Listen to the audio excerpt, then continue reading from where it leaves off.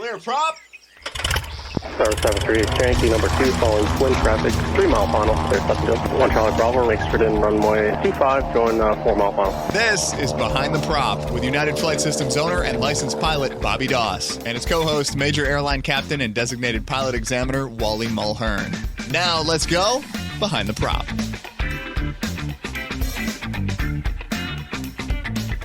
What's up, Wally? Hey, Bobby, how are you? I'm fantastic. So this week is an episode about something that we talk about a lot, something that I think people somewhat understand, but I don't think they really understand it until much later in their pilot time. And we want to help everybody be a safer pilot, a better pilot, and really understand things. Today's show is all about left turning tendencies, something that's talked about a lot. Wally, I'm sure on check rides you see a lot of pilots that might not be in control because of left turning tendencies. We talk a lot about in training when we have to counteract them, but I don't know that everybody always understands why. So let's jump right into it. There's 4 left turning tendencies. There's 4 things that cause left turning tendencies, and a combination of all 4 really will make the plane want to turn left. The one that I think gets talked about the most we'll save for last, and it's P factor, but I'll talk a little bit about it in a minute. We have torque effect. We have the gyroscopic precession, which I got to honestly say I didn't understand until way later in my piloting career. And then spiraling slipstream that, again, I'll say I don't know that I really understood the concepts until my multi-engine training. And then P factor. And again, P factor is the one that gets the most attention, but I still would say it's communicated or taught a little incorrectly, meaning what's really causing it. So let's jump right in. Wally, tell the listeners what are we really trying to do? Well, we want to keep the airplane coordinated. The bottom line is the airplane turns to the left when we add power, and a lot of it is because of that big propeller spinning out there. The torque from it, and I don't want to get too down in the weeds about what each one does or the problems associated with each of the 4 tendencies. Bottom line is just know that the airplane is going to turn to the left. That's going to be more pronounced in a slow airspeed with lots of power. And where I see it on check rides, I see it on power on stalls, and just think of the configuration we're in, where we have probably slowed the airplane down to a just above the stall speed, and then we add full power, and we pitch the nose up to get the airplane to actually stall. The standard for a private pilot is to maintain the heading plus or minus 10 degrees. And that's going to take a lot of right rudder to not turn the airplane to the left, because here we are in we're talking mostly Warriors, Piper Cherokees, 172s, those type airplanes. So we're down around 60 knots, somewhere in there, and we've added full power. We've got 2,400, 2,500, whatever we're getting out of the engine, and that airplane's going to want to turn to the left. Just a little side note, I grew up flying little airplanes. I learned to fly little airplanes, and I'm just going back and I'm thinking, I don't, again, it's many, many, many years ago, so I've slept many times between now and then. I don't remember my instructors hammering it into me a whole lot. And as a CFI, when I was doing a lot of CFI work, again, a long time ago, I don't remember emphasizing it the way I think it should have been. So maybe I let some of my students back down a little bit back in the day. But, flying jets, it's not really an issue. In fact, we teach our pilots to keep their feet on the floor flying jets. We usually have hydraulically boosted rudders, and we basically don't really want them touching those rudders unless we have an engine out. So, and in some of the newer airplanes, that's all taken care of automatically anyway.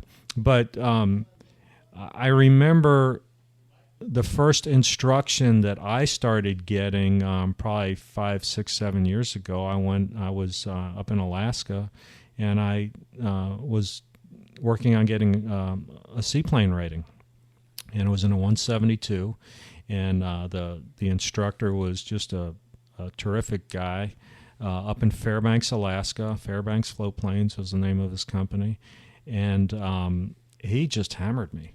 And he always called me captain, and his favorite saying, and when I think of this guy, this is the phrase that comes to my mind. He kept saying, "Captain, you need to step on your ball.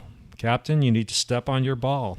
And it got to be a joke after a while, but after about 2 or 3 flights of him saying it about 20 times, I finally started learning at that turn coordinator and realizing that I was climbing this airplane out very uncoordinated. Now, we had some disadvantage in that we're in a seaplane with big floats hanging off the bottom, a lot of drag, and this was a 172, that 180 horsepower engine, so we had a lot of power, relatively speaking, and we're climbing out very slow, so the left turning tendencies in this airplane was even more pronounced. So it was good training for me as I got back into little airplanes to hear that. But, it's all about keeping the airplane coordinated and keeping it as clean as you can, if we can use that word. When the airplane is flying uncoordinated, it's not flying as efficiently as we can. Lots of drag, right? I mean, we got all drag. This other surface area that is impacting the relative wind, that is creating drag and slowing us down and making us less efficient, for sure. And we hopefully, if we're flying to get somewhere, and we want to spend as little money as possible, and that means fuel and that means economy, right? So we definitely want to do it. Right. The other topics are all very important, but you can go read about them and learn about them. I think the one that causes more left turning tendencies than anything else other than P factor would probably be the gyroscopic precession, and it's because the thrust being created on the right side of the prop is stronger than the left side of the prop, based on where the center of gravity is. And so what does that do for us? It definitely makes the plane easier to maneuver also to the left. And I think as I didn't really put 2 and 2 together until I was working on my commercial rating, and my instructor said, "Hey, if you don't get asked by the DPE on your chandelle, do one to the left. It's a lot easier." And lo and behold, go out there and try to do a chandelle to the left and one to the right.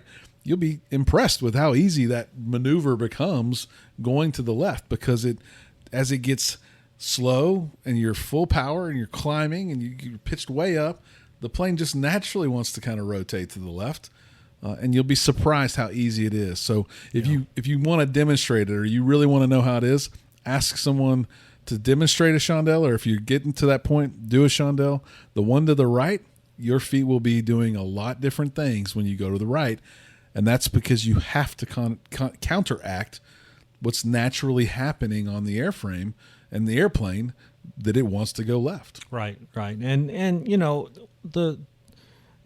we don't have a lot of mountains around here, but one example of using a chandelle in the real world would be to get out of a box canyon. In other words, you're flying in mountainous terrain, and you made a turn, you're going down a canyon, and all of a sudden you realize this canyon ends. You took a wrong turn, basically, and you need to get out of there. And a chandelle is basically the maneuver you would do to get out of there. So if you ever find yourself in that situation, try to turn to the left, not to the right. That would definitely help. So we'll wrap up with that. A short episode, middle of the week for you guys and girls out there. If you're enjoying the show, please go out to whatever you're listening to the podcast. Give us a 5-star review if we've earned it. If you have thoughts for shows or episodes, please email them to us. You can get Wally at behindtheprop.com, or me, Bobby, at behindtheprop.com. As always, fly safe and stay behind the prop. Thanks for checking out the Behind the Prop podcast. Be sure to click subscribe and check us out online at BehindTheProp.com. Behind the Prop is recorded in Houston, Texas. Creator and host is Bobby Doss. Co-host is Wally Mulhern. The show is for entertainment purposes only and is not meant to replace actual flight instruction. Thanks for listening, and remember, fly safe.